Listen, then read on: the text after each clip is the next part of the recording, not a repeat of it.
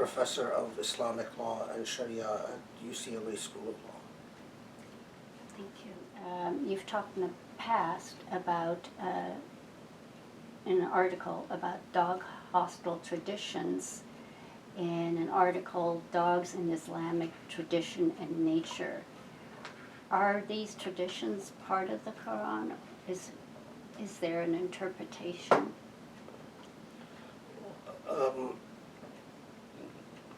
A lot of people assume that many of the laws of Islamic law come from the Quran, and that's not a fair assumption. No, the Quran doesn't have hostile traditions to dogs. The hostile traditions come from traditions that were attributed to the Prophet Muhammad as part of what is called the Sunnah, his oral tradition. And unlike the Quran, the traditions attributed to the Prophet Muhammad are not divine, they're not revelation. The Muslims don't consider them as revelation.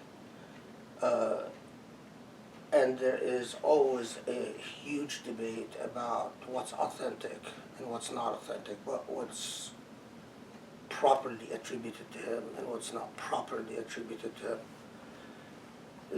In fact, the only parts of the Quran that does talk about dogs, it actually talks about them very positively, unlike some of the oral traditions attributed to the Prophet. So in one of the Quran's narratives, for example, the story of the people of the cave, which also exists in the biblical tradition, where a group of pious individuals go to sleep for 100 years in a cave and then are awakened by God and so on. In the Quranic narrative, it points out that while they slept in the cave, they were guarded and protected by a dog. And it's a long thing, but basically the way that the Quran talks about dogs is actually quite positive. They're related in the narrative always as friends of human beings. The hostile traditions are these oral transmissions attributed to the Prophet, and they fall in two categories. One category that focuses on the saliva of dogs, saying something to the effect that the saliva of dogs are not pure. And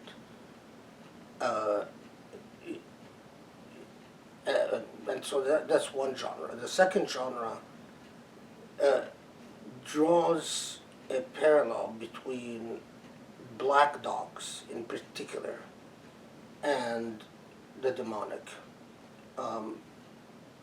or devils, demons. Now, on the other hand, at the same time that you have these traditions, you have other traditions attributed to the Prophet that are actually quite pro-dog. So one tradition, for instance, says that the Prophet used to pray with a puppy playing around him. Another tradition says that a man who saved the life of a dying dog was forgiven all his sins because he saved a dying dog and went to heaven. Another tradition says a woman who starved a cat to death was doomed to hell because she killed the cat, tortured the cat by starving the cat. God decreed that all her deeds were nullity and that she must go to hell.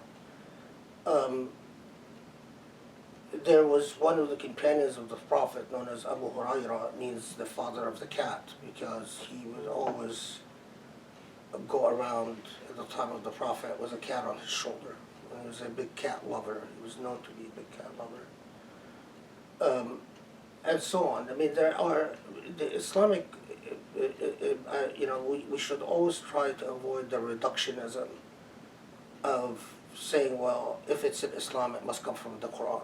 Because, for instance, a lot of people don't know that there's a whole genre of literature in Islam that celebrates the characteristics, the personality characteristics of dogs. One very famous book that was written in early Islam and had a huge influence, and it's been translated to English actually.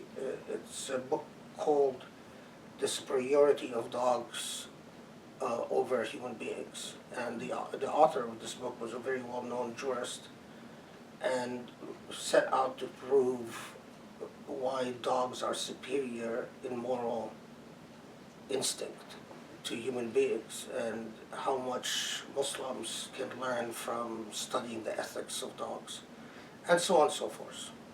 You were taught dogs were impure and black dogs were evil. Is that true? I was taught older tradition, Mhm. part of that tradition, and you have to differentiate between the way a scholar is taught, the jurist, because the jurist is taught everything. Normal Muslim laity grow up with certain cultural biases that could be anchored in part of the tradition, the Islamic tradition, or could just simply be just a part of the culture. Mm-hmm. So, growing up in the Middle East, there is definitely a cultural orientation that I was very aware of and learned very early on, that considers dogs to be impure, their saliva particularly. And in fact, according to that school of thought, which usually correlates with the Wahhabi school of thought, the Saudi Wahhabi school of thought, is that you should not own dogs unless for hunting or for guard as protection, hunting, protection, or farming. Otherwise, you do not have an excuse to own a dog. Now, you won't find anything in the Islamic tradition, no reports, no narratives that tells you to treat dogs cruelly. That doesn't exist. And you're taught from early on that even if you can't own dogs, you have to treat them with mercy and that it's a sin to hurt any animal, not just dogs, but including dogs. Nevertheless, culturally, and I'm not talking about theology now, I've seen a lot of neglect towards street animals in Muslim countries. Children are often not sufficiently sensitized that these animals must be taken care of, and so it's not unusual to go to a neighborhood and find children chasing the dog or pelting dogs with little stones or something like that. In a country like Egypt, the streets are full with street dogs and cats as well. And it's quite unfortunate because the religion itself, regardless of whether you can own them or not, that's a separate issue, it emphasizes kindness and mercy towards animals so heavily that regardless of your good deeds as a pious Muslim, if you torment an animal, that is sufficient to damn your soul. And these are not controversial points. This is something that you learn in all seminaries, in all schools of theology. Uh, so it's a little bit of a disconnect in, to see cruelty towards animals when the theology, at least, makes it very clear that you could either damn your soul by hurting an animal or save your soul by being kind to an animal. So yeah. In Islam, mistreating an animal is considered a sin.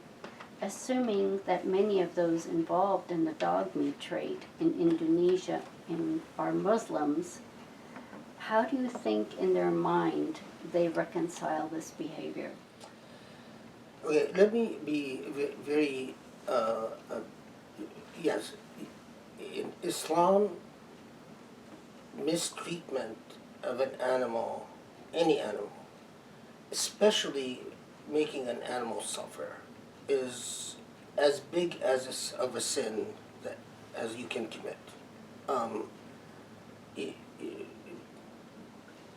it is up there with fornication, adultery, consumption of alcohol. Some jurists have even said that it's up there with murder. It's a minority view, but nevertheless a respectable view in the Maliki school and Hanafi school. So that's number one. Number two, there is no disagreement among Islamic scholars and Islamic jurists and all the legal schools of Islam that consumption of what they call it zunab, meaning animals that have fangs, a fang, carnivores, are absolutely, you cannot consume them. It is absolutely prohibited. And the prohibition is as strict as consumption of pork. So to tell me that there's a Muslim that actually eats an animal or a cat or a lion or a tiger or a wolf or a coyote, anything that has is a carnivore, it's as astounding as saying a Muslim that thinks it's okay to eat pork. So consumption, a Muslim cannot consume a dog without incurring a very serious sin. And I am amazed at the religious illiteracy that would allow a Muslim to think that they can consume the meat of the dog. In Islamic theology, we are taught, and when I say we are taught, I'm talking about going through the what we would call the equivalent of seminary system and being trained as a jurist and so on, that you don't consume the flesh of a human being, you don't consume pork, and you absolutely, with the same level of prohibition, do not consume mammals who are carnivores. Now, there's a lot of things that go along with this. So, for instance,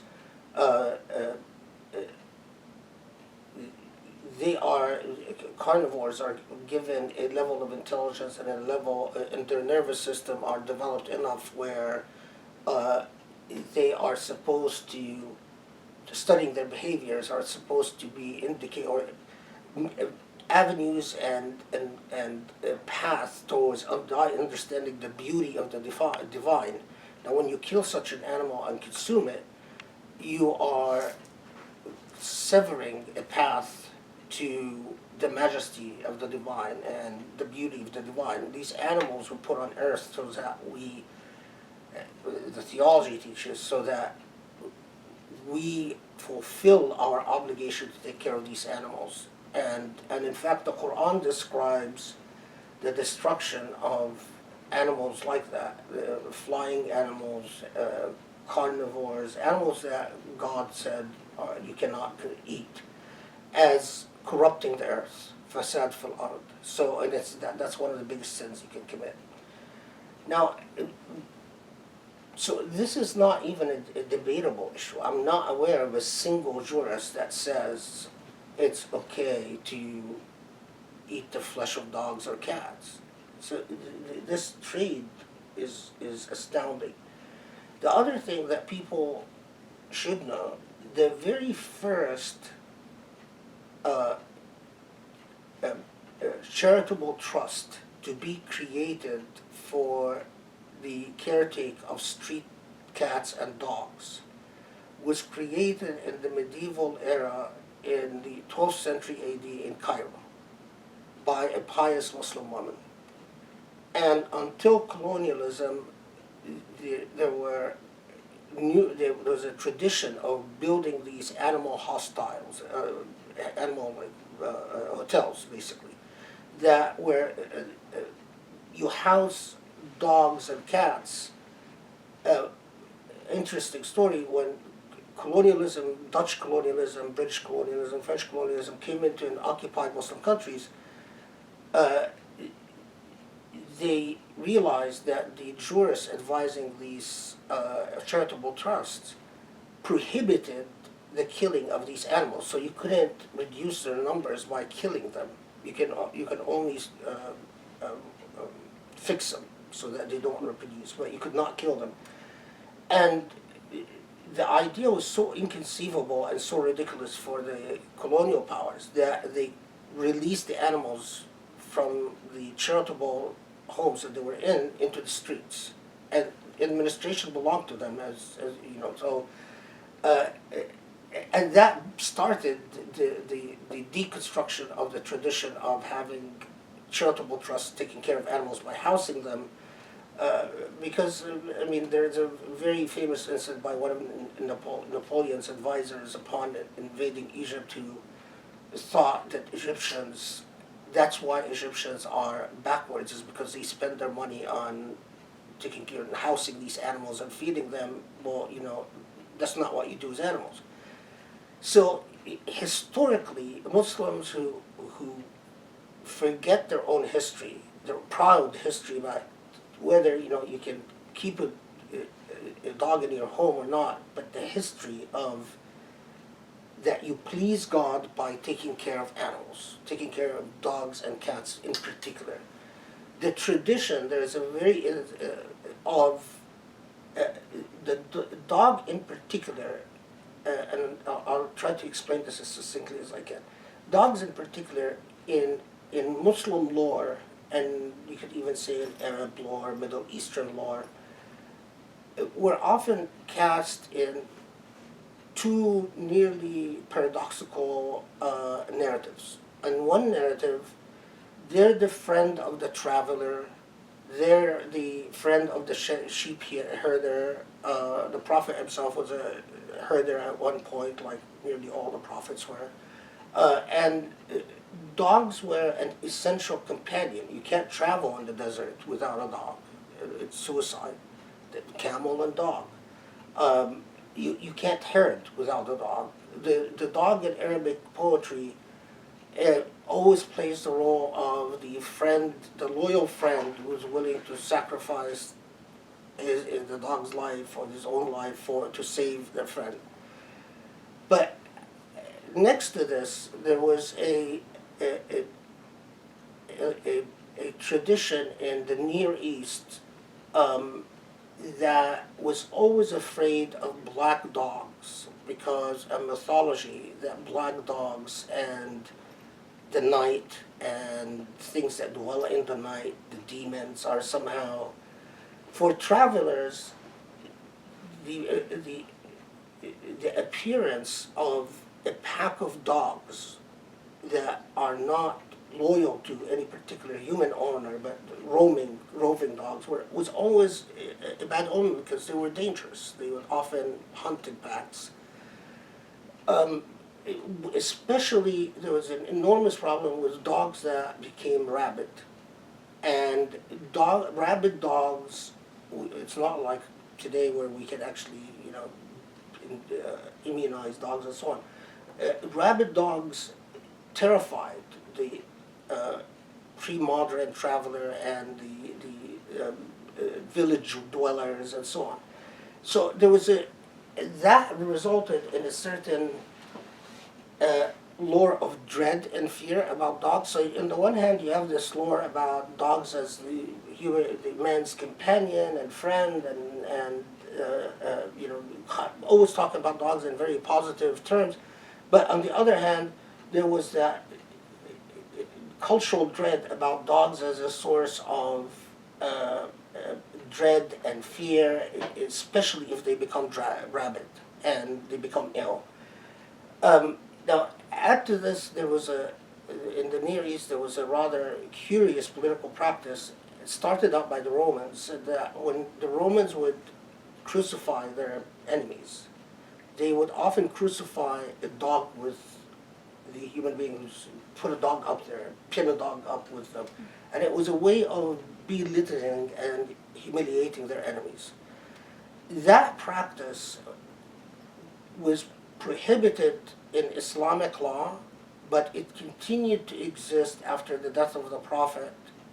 The Prophet banned it, but it continued to exist after the death of the Prophet for about 100 years, before it was completely stopped. So what I'm saying is that for a scholar who studies a tradition, you can understand where the anti-dog traditions come from, the cultural sense of fear, the dynamics, historical contingencies that resulted in people being scared of dogs, or thinking that they symbolically could be a source of danger. But at the same time, you also understand the traditions that talk about dogs as loyal friends and as saviors and protectors and so on. And I'm not the first scholar who did this, but the scholars before me who studied this entire picture, like a lot of Maliki scholars, a lot of Hanafi scholars, a lot of Indonesians would either be Hanafi or Maliki, some would be Shafi'i, but many Hanafi and Maliki scholars reached the conclusion that even the traditions that say the saliva of dogs are impure, are not authentic and not reliable. And as a result, they said as long as you keep your dog healthy, you make sure that your dog doesn't become rabid, and as long as you control what the dog consumes, so the dog is not eating poop, is not eating mice and rats and rodents and so on. In other words, you control what your dog eats, then a dog in fact can live in your home and their saliva is not a source of any impurity. So I actually rely on that opinion in my own life. That's why I'll pray. When I'm praying, I'll have dogs around me and I'm not worried about their saliva because I control their consumption. Now, this is on the issue of ownership. So maybe we can say we have three issues. The issue is, one, can you own dogs? Second, how do you treat dogs? And third is consuming dogs. Consuming dogs is the easiest. Absolutely prohibited. No ifs, ands, or buts. No exceptions. It is one of the gravest sins that you can commit. Second, the treatment of dogs. Any Muslim who bothers to learn their tradition will immediately run into numerous theological treatises that says if you mistreat an animal, if you torment an animal, you are offending against God directly, because that animal was created by God, put on earth by God, and again, so there unfortunately it's violated all the time, but there's no ifs, ands, and buts. The one where we have some discussion is whether how do you negotiate the issue of the debate about the dog's saliva, whether in fact it's always impure or only impure if you do not control what a dog consumes. And on that issue, I side with the school that says no, it's not always impure, and that whether it's pure or not depends on what the dog consumes. But this has nothing to do with, just because you think the dog's saliva is impure doesn't mean you can mistreat the dog. And it doesn't mean absolutely you can't consume the dog. Similar thing, by the way, as a Muslim, if I see a pig, God doesn't give me a license to mistreat a pig just because Muslims don't consume pork and Jews don't consume pork. I would still have to treat a pig with mercy and kindness because it's a creature that God created. If God didn't want to create pigs, God wouldn't have created pigs. One of the persistent cultural problems is that many Muslims continue to think of dogs as impure animals, and as a result, never develop a relation with these beautiful, amazing creatures, and in fact, are in fear of them. I often meet Muslims who are just anxious, very anxious about dogs because they've never interacted with them, and this contrasts very sharply with some of the precedents from the Prophet Muhammad and his companions. I mean, for instance, one of the very famous stories is a dog at the time of the Prophet who strolled into a mosque, the Prophet's mosque, and urinated in the Prophet's mosque. And the Prophet said, oh, bring some water and just pour it over the urine. Don't chase the dog away. Don't bother it. Don't interrupt it as it was urinating. The companions of the Prophet didn't even yell at the dog. So leave alone, do something uglier, like try to pelt the dog or something like that.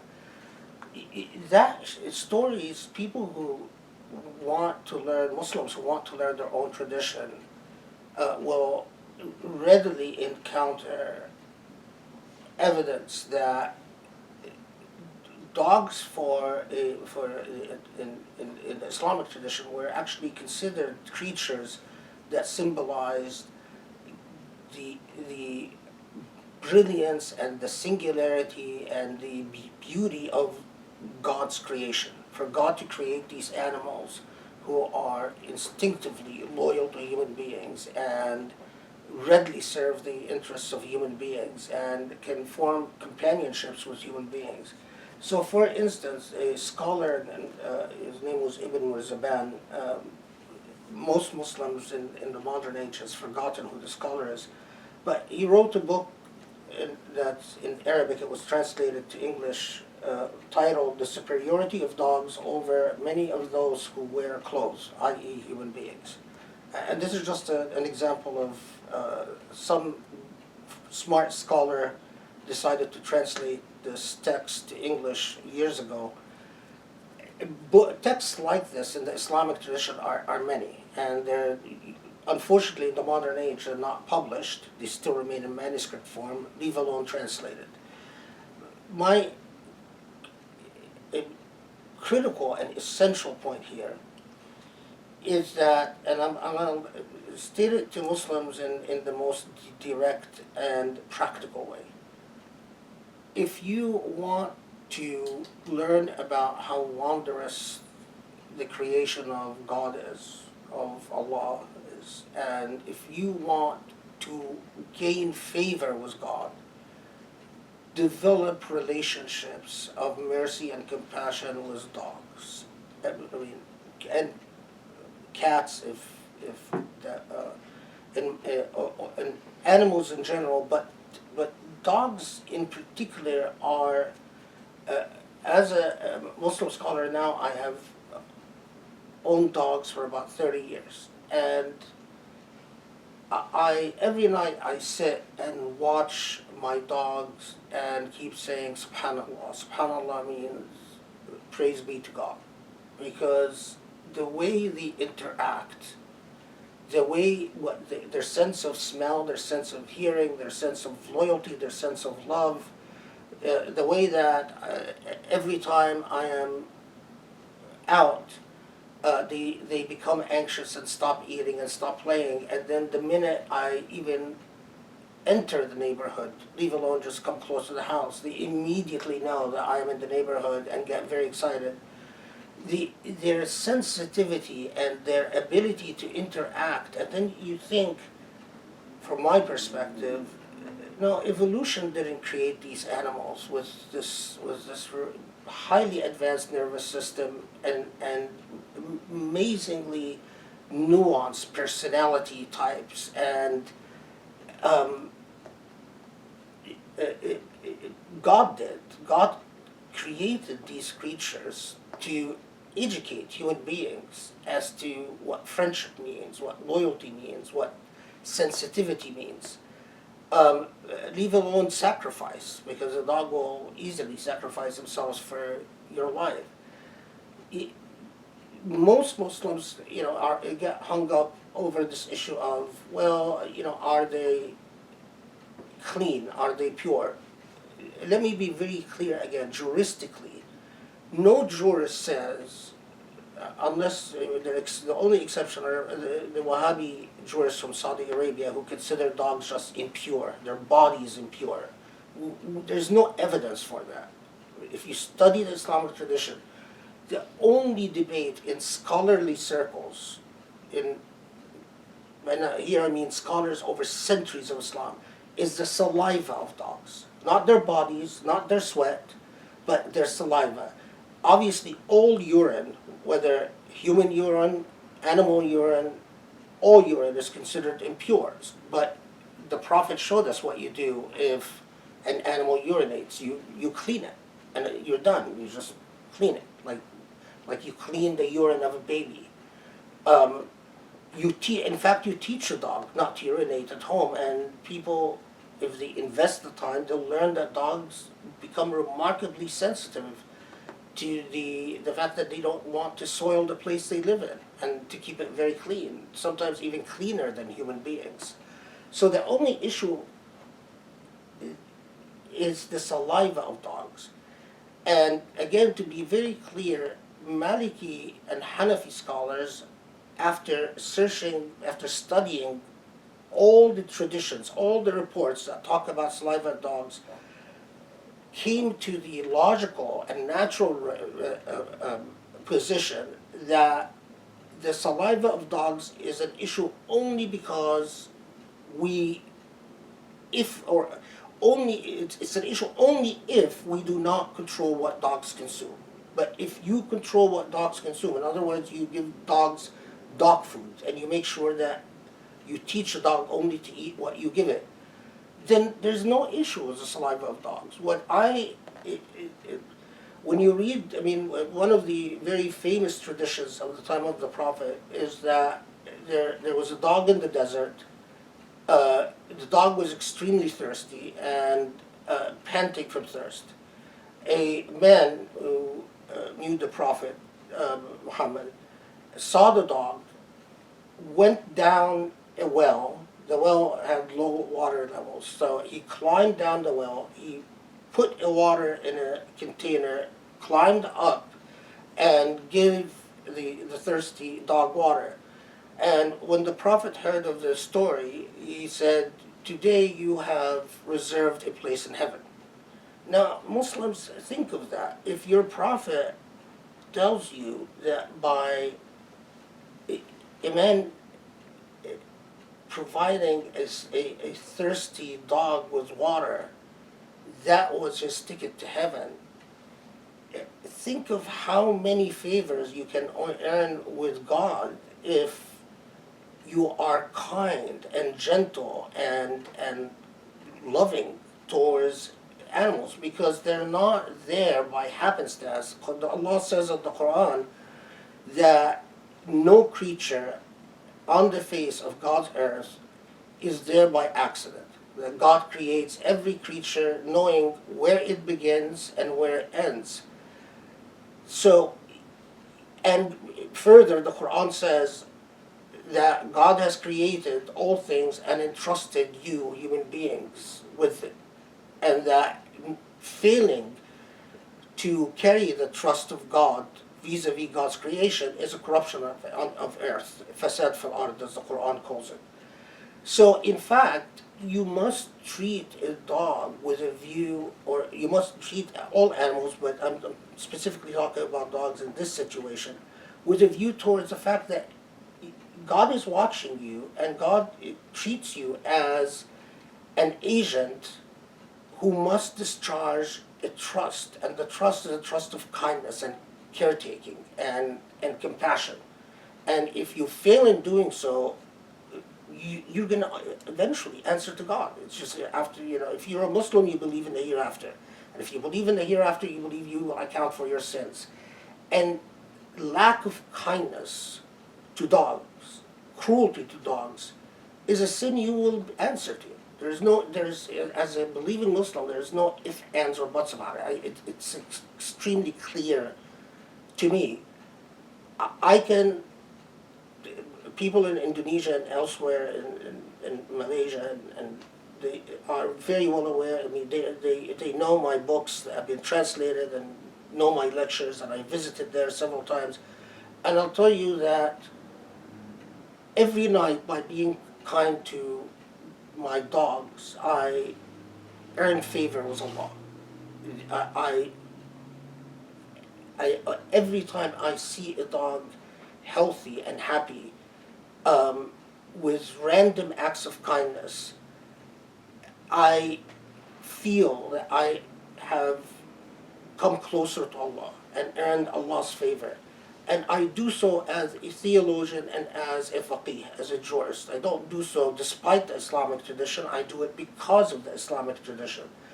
And some people have a phobia towards dogs. If you get to know dogs, you'll find that this phobia is overcome. Dogs are not just remarkably gentle and smart and intelligent and loyal, but even dogs that are vicious, in most of the time, the vast majority of the time, they become vicious because of the mistreatment by human beings. So, dogs, every time you encounter an animal, I mean, this is our religion. Every time you encounter an animal, the Prophet said this about a man who had put too much of a load on a donkey and was trying to get the donkey to walk, and the donkey stalled because the load was too heavy. And the Prophet came to him and said, "This donkey will testify against you in the hereafter." So every time you encounter an animal and you mistreat it, remember that this animal, this cat, this dog, this whatever animals, will testify against you in the hereafter and will hold you accountable in the hereafter. This should be enough for a conscientious believing Muslim to say, this is an opportunity for me to make up for my sins. This is an opportunity for me to carry favor with Allah. This is an opportunity for me to do good deeds. And as the Qur'an said to the Prophet, that we have only sent you as a mercy to humankind. This is an opportunity to fulfill the message of the Prophet, of mercy to creation. And the Quran actually literally says mercy to creation, to all creation. And so it to me, it is just fundamentally, I'll use the word, blasphemous, to see a Muslim think that it is okay to mistreat a dog. There was a Wahhabi jurist years ago, unfortunately, who issued some guy told him, "I have a dog, I own a dog, and I read your fatwa, this guy was in Saudi Arabia, that says it's haram, it's unlawful to own dogs. And so I took the dog out to the desert and abandoned it there, but then the dog found its way home. So I took the dog out again and put him further away, and then the dog found its way home. And then a third time. So that jurist who, what do I say, extremely cruel and un-Islamic, this Wahhabi jurist, says, well, what you should do is take the dog to another city altogether and basically abandon it in the wilderness and so it can't find its way home. You know, in other words, the fact that the dog managed to find you 3 times doesn't somehow make it allowable for you to. And I read this fatwa and I'm thinking to myself, this Wahhabi jurist has no fear of God. I mean, doesn't he think that if God creates an animal that can figure out its way home 3 times, God creates this highly evolved nervous system and system of consciousness. Doesn't it occur to this jurist that there is a purpose to this animal other than being abandoned and left to die? Moreover, what authority does this Wahhabi jurist have to say you cannot keep a dog at your home? There is a tradition that says angels will not enter a dwelling that has dogs, attributed to the Prophet. But scholars have studied these traditions and have concluded centuries ago that it's a fabrication, that it's not authentic. The only jurists or only people who still cite to this tradition as authentic are Wahhabi scholars. It's extremely unfortunate because it's someone who fabricated, invented a lie and attributed it to our Prophet. And it's due time that Muslims realize that our Prophet would never say something like that. If we don't have a tradition that says angels don't enter a place where pigs are, why would they not enter a place where dogs are? What is it about dogs that would make angels, who are, after all, God's creatures, not enter a dwelling? It's an absurdity. And I mean, and other than the fact that its chain of transmission is a mess, it has in its chain of transmission several liars, has many other problems, individuals that we can't even track, we don't know their identity. So I don't know how to put it stronger than this. It's an absolute obligation to treat dogs with kindness. It's an absolute blessing and grace from Allah to get to know the dogs and their wondrous, majestic, divine personalities. And it's an absolute sin to mistreat dogs, torment dogs, because they suffer depression just like human beings, and when or to leave alone consume them, which is just mind-boggling.